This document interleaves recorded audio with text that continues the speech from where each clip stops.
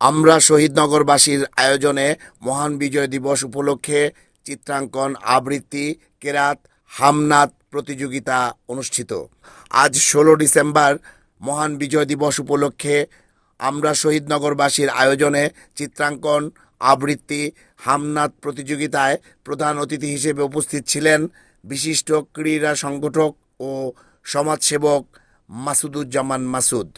বিজয় দিবস অথবা স্বাধীনতাটাকে, পুরাটা স্বাধীনতাকে তাদের পকেটস্থ করতে চেয়েছে, সেটা কখনোই মেনে নেওয়া যাবে না। স্বাধীনতার একটা নিজস্ব ইতিহাস আছে।